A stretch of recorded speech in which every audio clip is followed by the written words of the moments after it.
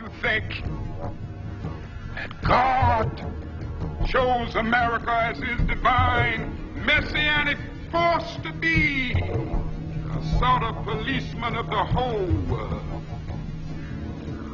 God has a way of standing before the nations with judgment, and it seems that I can hear God saying to America, you're too arrogant.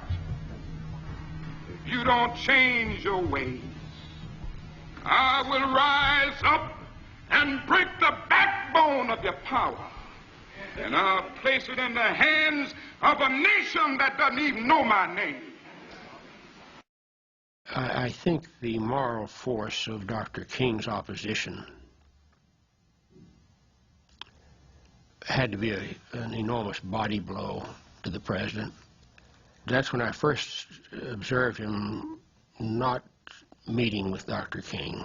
And I don't think Dr. King came into the White House many times after that. He went from being someone whom Lyndon Johnson had brought to the White House on his way back from winning the Nobel Prize to someone, once he gave his speech attacking the war in '67, and you'll have to pardon the language, Johnson referred to as a nigger preacher. I want to make it very clear that I'm going to continue with all of my might, with all of my energy, and with all of my action to oppose that abominable, evil, unjust war in Vietnam.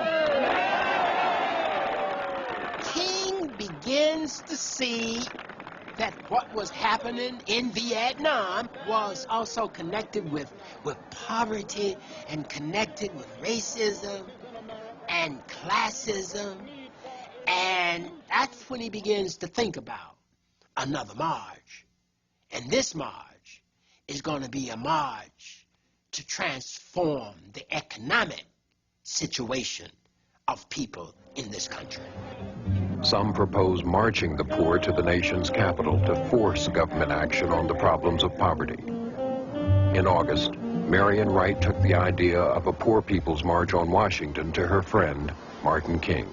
He immediately understood that it was right, and we chatted a bit about how it would be done, but there was never any discussion about whether that was the right thing to do. The Poor People's Campaign would recruit among all races, bring them to Washington, commit massive civil disobedience, force the government to respond, a nonviolent army of the poor. Very frankly, this is a search for an alternative to riots. And if the nation doesn't respond to us, as we labor that 2 or 3 months, however long it takes, God only knows what we will face in terms of chaos. This is a kind of last desperate demand for the nation to respond to nonviolence. One has to remember that over 100 cities burned in America in 1967. It was the worst rioting in the history of the country had taken place. And the rioting was the result of poverty, growing poverty, deprivation of people, and Martin King committing himself to bring 500,000 people to Washington, not just on a march, but for an encampment, to stay there until the Congress changed its priorities, was a devastating potential for those who resided in the halls of power in America. They thought the nation would burn. They thought the Capitol would be subject to a mighty revolution. Martin King was at the center of all of this. He was the key figure of dissent and opposition leadership in America. They were really and truly afraid of us coming to Washington.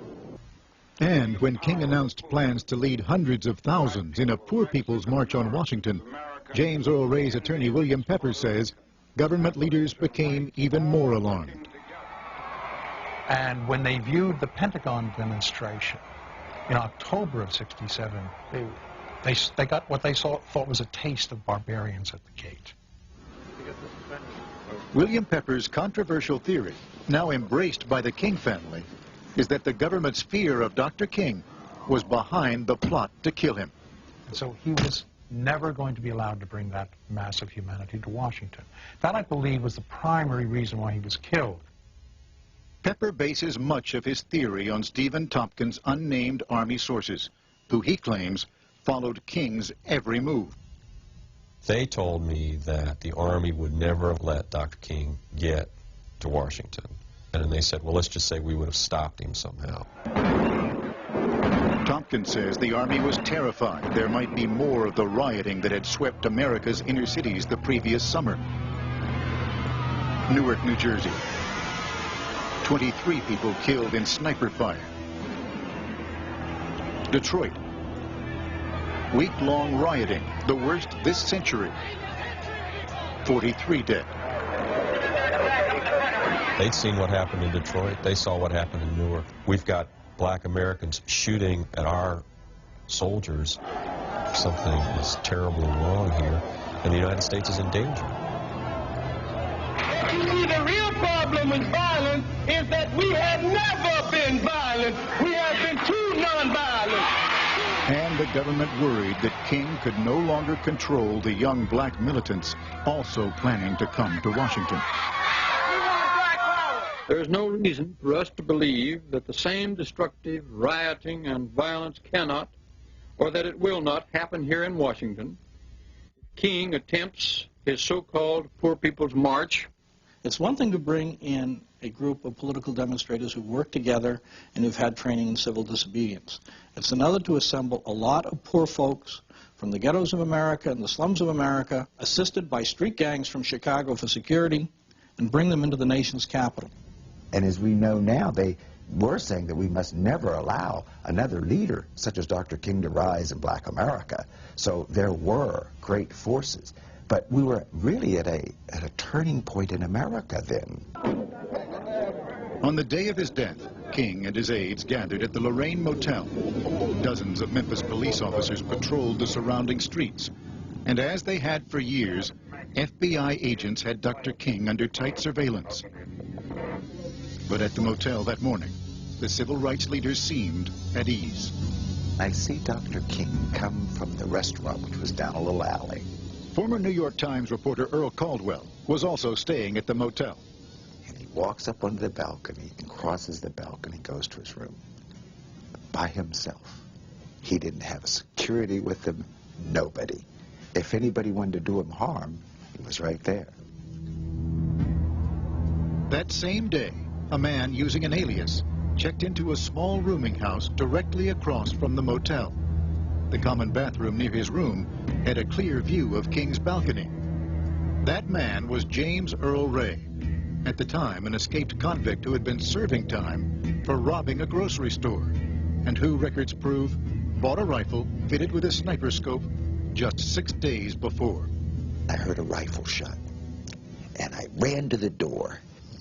Reporter Earl Caldwell's room was underneath and to one side of Dr. King's. And I was very embarrassed to find that it wasn't a rifle shot. It was a Coca-Cola bottle that the housekeeper had dropped off her tray, and it had broken on the concrete walkway outside my door. It was one of those cool spring evenings. Just arrived to pick up Dr. King for dinner, Billy Kiles. Asked me to pick out a tie, a couple ties. I said, this one's better. It was black and orange or something. 6 p.m. Down by the car, Andrew Young, Jesse Jackson, an aide named James Orange, and Dr. King's driver were waiting. James Orange and I were behind the limousine, shadowboxing, and sort of clowning, and just having a good time and feeling good. I said, guys, let's go. I got 5 or 6 steps. Last words, do I really need a coat? And then the shot rang out. Pow-yow. This explosion, which I took to be a bomb, I thought, Jesus, someone's bombed a motel. I looked back, and Martin was lying on the balcony. I think one of his shoes had come off. His foot was on the railing. There was a crushed cigarette in his hand. His pulse was still, you could still feel his pulse, and he was still breathing. The tie that I had picked out had been severed, and the knot was upside down. There was a gaping hole in his face. And all this seems impossible. It just didn't seem, it was like a dream. An ambulance rushed Dr. King to St. Joseph's Hospital. Just outside, King's aide, Jesse Jackson. All I know is that police were all around. You had literally 100 to 150 police in the area, and they didn't see anybody. I was in my bedroom, and the phone rang, and the first call I got was from Jesse Jackson. He says, Dr. King was shot. The Reverend Dr. Martin Luther King, 39. I came in the room and she had turned on the television set and I heard the announcement. And I remember I went in my room and I prayed and I said, please don't let my daddy die. The sniper's bullet cut down Dr. King as he... Very shortly, Andy Young called. He either said he's not dead or he's still living. Well, I knew then when he said it like that. We're going to go to Memphis now. Martin Luther King Jr. was pronounced dead at 11 minutes past 7 o'clock. Police came in and conducted a very quick investigation. And that night, ABC News reporter Tom Jarrell was in Memphis. The shot apparently came from an apartment building directly across the street. From the police and from witnesses near the rooming house, a theory of what had happened was already getting out. The police here in Memphis immediately issued a bulletin for a young white man dressed in dark clothes who dashed out of that building across the street. He dropped a rifle, which was fitted with a scope, on the sidewalk, and then he fled. The official story about a lone assassin quickly emerged, and as Memphis police swarmed the crime scene that night, the FBI launched the largest manhunt in Bureau history. But some claim the investigation was false. That they had gotten the right man, and that it was a closed book. It was all over. I turned my back on political activity at that point in time, and I really was thoroughly disillusioned, but I thought that the case was solved. 9 years after the assassination of Martin Luther King Jr., Bill Pepper began a career in law. One day, he took a phone call that would change his life. It was from one of King's closest friends, who said he was worried about James Earl Ray's conviction. He asked Pepper to visit Ray in prison. When Ralph Abernathy asked me to go and meet with Ray, I didn't really want to do this, and what makes you think, you know, that anything can be gained from such an interview? And I said, besides, I don't know enough to ask James Earl Ray anything. It's going to take me quite a while to read and hone up on this, and do you really think it's worth it? And he said, well, I want to do it. I'd like to do it, and I'd like you to interrogate him in my presence.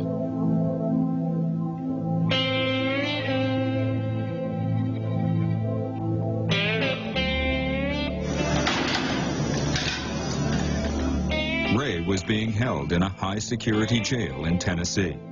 The two men talked for 5 hours. By the end of the visit, Pepper's view of the assassination had changed completely. James threw about 200 oral questions and follow-ups to those, and he was under stress part of the time, because there was no break, really.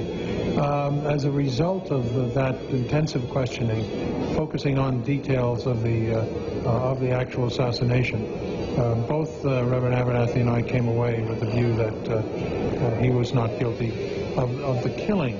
We didn't know what other role he might have played, but in terms of the shooting, we had no question that he was not the assassin.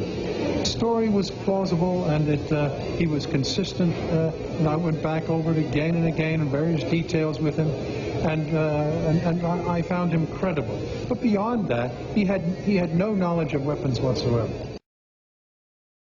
When I went into the streets of Memphis and Shelby County and began to talk to people and began to look at evidence and began to consider issues with people who were there and on the scene, the inconsistencies that I found, the unanswered questions that I found, the unaccepted evidence that came forward, evidence that had been rejected that came forward, had a cumulative effect on me, and I knew, increasingly knew, that we were staring injustice in the face. Your position is that you are completely innocent? Yes. I don't have no responsibility for it. I did commit certain, they'd probably consider criminal offenses, but they were nothing serious. I probably wouldn't got over 5 or 10 years for them, aggregated. Would you say that those criminal offenses were related to the case? No, most of them are related. See, I escaped from Missouri prison in July 1967 and went to Canada. Most of them are related to that, false driver's license and fictitious names and all that type of thing, and there's nothing really serious. And one witness has surfaced who says he knows Ray did not pull the trigger. Lloyd Jowers, who was there that day, told ABC's Sam Donaldson he knows something about that contract killer, allegedly in the bushes. Did James Earl Ray kill Dr. Martin Luther King? No, sir, he did not. Do you know who killed Dr. King? I know who was paid to do it. Jowers says he will tell more, only if granted immunity from prosecution. So far, the Memphis District Attorney has taken no action. Former United Nations Ambassador Andrew Young, one of Dr. King's closest aides. James Earl Ray, in your heart of hearts at this moment, you think he is innocent? Yeah, I do. And they say they want the justice Dr. King never received, and they want to know who really killed him. Of one thing they are certain, it was not the man convicted of the assassination. Everybody is united in the belief that James Earl Ray not only did not pull the trigger, he didn't know there was going to be a murder that day. Everybody. Absolutely. The evidence I've seen and heard will vindicate or exonerate James Earl Ray, and also it will point the finger at who actually was behind the assassination. This man has sat there 29 years, and he had almost basically nothing to do with this assassination. I think truth... So then, who does the King family blame for Dr. King's death? I am told that it was part and parcel Army intelligence, CIA, FBI. This is a staggering idea to carry around. Yes. I think we knew it all along. That's why we're not, like, jumping out of our seats, because we've known for years. What's more, Dexter King now believes the plot went all the way to the White House. Do you believe that Lyndon Johnson was part of the plot to kill your father? I do. Links between the police and the FBI were unusually strong in Memphis. Not only was Fire and Police Chief Holloman running the Memphis FBI in the early 60s, but he also worked for 7 years in charge of the office of FBI Director J. Edgar Hoover. The Communist Party of the United States is a fifth column, if there ever was one. It is far better organized than were the Nazis in occupied countries prior to their capitulation. They are seeking to weaken America, just as they did in their era of obstruction when they were aligned with the Nazis. Their goal is the overthrow of our government. During the course of our investigation, we revealed the fact that the mission of the FBI was to destroy Dr. King. It certainly was immoral, illegal, and unethical for the Bureau to use its power to try to destroy Dr. King, and particularly to do so by falsifying information. And they did falsify it over and over and over again. And he should know, Arthur Murtagh was FBI agent in Atlanta for 11 years. I was designated as the agent in Atlanta to handle Black Probe. The Black Probe was a program set up to develop informants in black organizations to keep the Bureau advised of the activities of blacks in connection with the civil rights movement. During that period, I spent a lot of my time developing black informants, and these were generally paid informants. During that same period, there was a vendetta against King that gained in momentum as the years went by, and I was in a room with my 7 other agents for the whole period while the wiretap was on. Across the street from their office in downtown Atlanta, the FBI took a 7th-floor apartment for a 24-hour-a-day bugging operation on King's office, house, and hotel bedrooms. This was initiated by Hoover, who was at first convinced that King was under communist influence, then became obsessed with the wiretap revelations of King's sexual promiscuity. The FBI were guilty of bugging and harassing, but were they guilty of something more sinister? It was about between 6 and 7. I remember that it was beginning to get dark, And I was standing at the sign-out desk with another agent, and the news came over the radio that Dr. King had been shot and killed in Memphis. And this agent, at that moment, turned to me and hit his fist together like that and said something to the effect, "By God, we finally got him." Did he say they finally got him or we finally got him? No, he said, "We finally got them." Got him. That was what... It was the "we" that stuck in my mind. He didn't say they. He said "we." In early 1968, Myron Billett, a gopher for the Mafia, drove two senior mob figures, Sam Giancana and John Roselli, to a meeting with federal agents at a motel near the small town of Appalachian in upstate New York. At the meeting, the Mafia leaders were offered a contract to kill Martin Luther King. There were Roselli, Sam, myself, and 3 guys from the FBI, and 3 or 4 guys came in from New York, the mob, and but they were the one that the FBI and the CIA were the one that came up with the hit. They wanted to come up with $1 million. They wanted to pay the mob $1 million to make a hit. And Sam said, no way we're going to get involved in nothing like that. And that was it. So who was it who made the suggestion, a CIA man or an FBI man? CIA man. Usually when King would come to Memphis, well, even I, if he was at the church or something, we would, maybe I'd have maybe 20 men within that block. He had plenty of security. We knew he was coming. We'd have men at the airport to meet him, and we tried to give him more security that we could give him. If security was always supplied to Dr. King, why was the 7-man police unit attached to him stripped away only 24 hours before the assassination? Under close questioning from the House Assassinations Committee, Memphis Police Director Frank Holloman denied that he had authorized the removal or had known about it at the time. On top of that, it's a matter of public record that 3 12-man police tactical units were pulled back 5 blocks from the vicinity of the Lorraine Motel on the morning of the assassination. Now, on this occasion, the TAC car units were withdrawn at some point on the day of the 4th of April, weren't they? No, my cars was never withdrawn. About April 4th. No, we still had cars in the area. Wasn't there some suggestion that they were pulled back at the request of one of Dr. King's party, that they were pulled back a number of blocks? No, to my knowledge now, and the only way they'd been pulled back was on my command. Philip Melanson, author of the recent book The Merkin Conspiracy, has made a special study of this issue. I questioned Sam Evans about the withdrawal of the tactical units because this was a very important matter.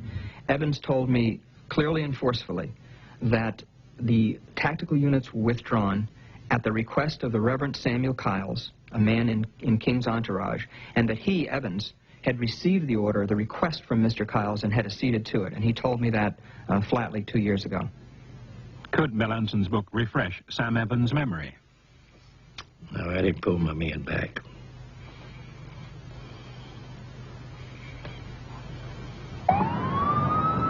Why is Sam Evans now being evasive on this important issue?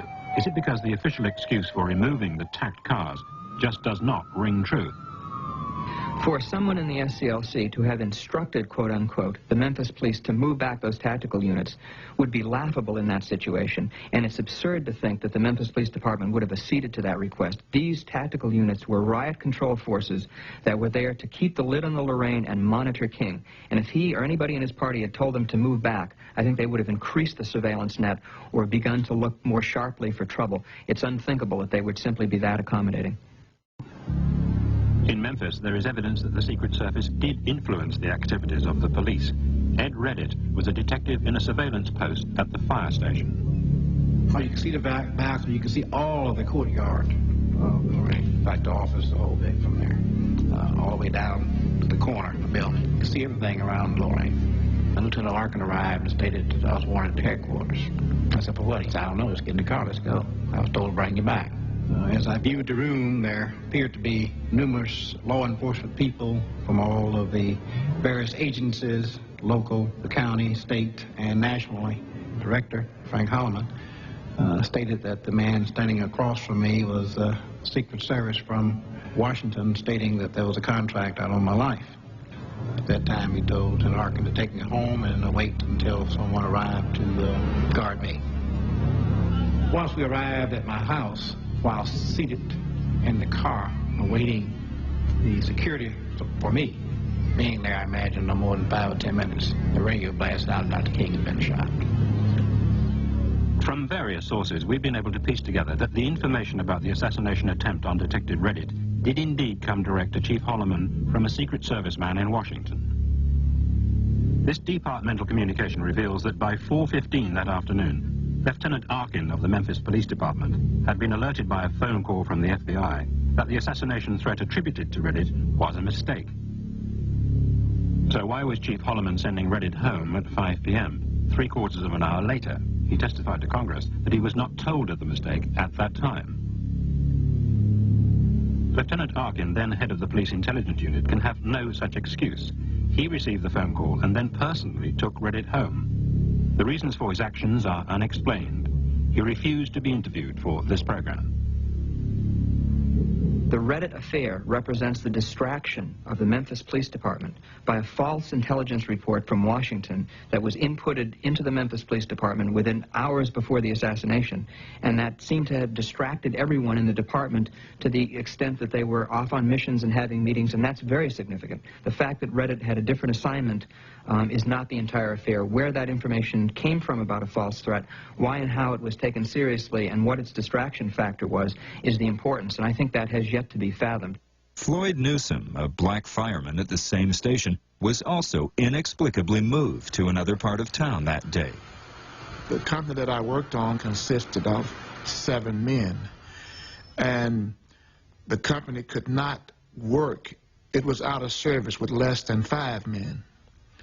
And on this particular day, I was the 5th man. So when they took me off of the company, that left the company with 4. They detailed me to a company that had a sufficient number of men. And the company that I should have been on was short. So they had to detail somebody there to replace me. I asked Deputy Chief Barnett why I was moved, and he said I was moved at the request of the police department.